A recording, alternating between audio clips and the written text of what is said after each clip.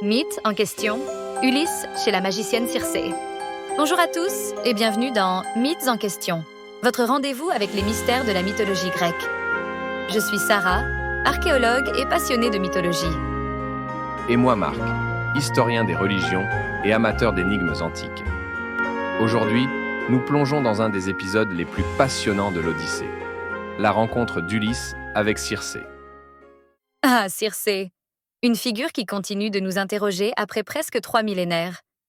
D'ailleurs, Marc, savais-tu que son nom même est révélateur? En grec ancien, Kirké est lié à Kirkos, qui désigne le cercle, l'anneau, comme le cercle magique qu'elle trace autour de ses victimes. Et cette étymologie n'est pas anodine. Elle évoque aussi le mouvement cyclique de la transformation, thème central de l'épisode. D'ailleurs, le cercle est omniprésent dans les rituels magiques antiques. Exactement. La magicienne vit sur Ea, une île dont le nom signifie « gémissement » en grec. C'est déjà tout un programme. D'ailleurs, pour ceux qui ne se souviennent plus très bien de l'histoire, rappelons rapidement ce qui se passe dans l'Odyssée. Ulysse, après de nombreuses pérégrinations en mer, arrive sur l'île d'Éa, où vit Circé, une puissante magicienne. Ces hommes, envoyés en éclaireurs, sont accueillis par Circé, mais elle les transforme en pourceaux en leur faisant boire un breuvage enchanté. Ulysse, averti par Hermès, reçoit une plante magique, le moly, qui le protège des sortilèges de Circé. Quand il la confronte, il résiste à sa magie, et Circé, impressionné, finit par libérer ses compagnons et invite Ulysse à rester. Ulysse et ses compagnons passent même 1 an sur l'île avant de reprendre la mer, avec les conseils de Circé pour affronter les prochaines épreuves. À propos du moly, il y a un débat passionnant chez les botanistes. Certains l'identifient à l'ail sauvage, Allium nigrum, qui a justement des racines noires et des fleurs blanches. Les Grecs utilisaient déjà l'ail comme protection contre les maléfices. C'est intéressant, cette connexion entre mythe et réalité. Et pour les parents qui nous écoutent, c'est une excellente occasion de faire le lien avec les sciences naturelles. Comment les plantes étaient-elles utilisées dans l'Antiquité? Quelles propriétés leur attribuait-on? Et n'oublions pas la dimension psychologique. La transformation en pourceau n'est pas choisie au hasard. Dans la pensée grecque, le porc symbolisait souvent les désirs les plus bas, l'abandon à la pure matérialité. Absolument. C'est ce qui rend ce mythe si riche à explorer avec les enfants.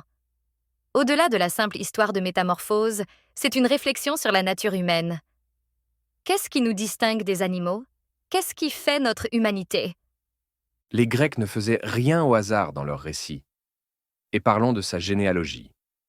Circé est la fille d'Hélios, le soleil, et de l'Océanide Persée.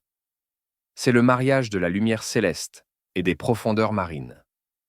Une dualité qu'on retrouve parfaitement dans le moly. Les racines noires plongent dans les ténèbres, tandis que la fleur blanche s'élève vers la lumière.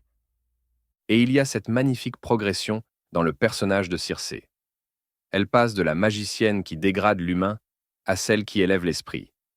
Elle enseigne à Ulysse les secrets de la navigation astrale, la connaissance des vents, etc., etc.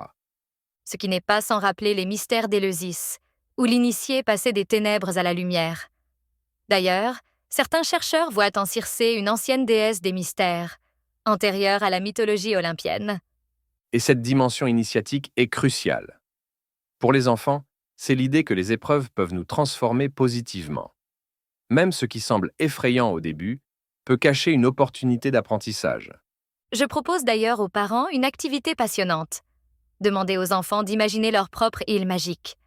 Quelle transformation y serait possible? Quels enseignements pourrait-on y recevoir?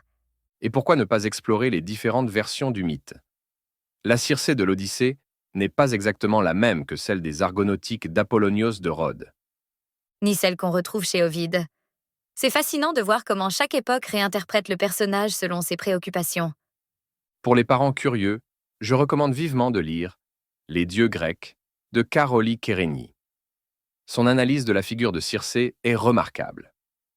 Et pour une approche plus contemporaine, Circé de Madeline Miller offre une relecture fascinante du mythe.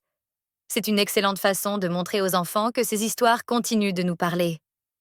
Finalement, Circé nous rappelle que la véritable magie n'est pas seulement dans les transformations visibles, mais surtout dans les leçons que l'on tire de nos expériences. N'est-ce pas là tout l'enjeu de l'éducation? Accompagner cette transformation, cette élévation progressive de l'esprit? Un grand merci à nos auditeurs de Mythes en question. À bientôt pour un autre mystère de la mythologie grecque. D'ici là, n'oubliez pas que chaque mythe est une porte ouverte sur la connaissance de soi et du monde. Au revoir à tous.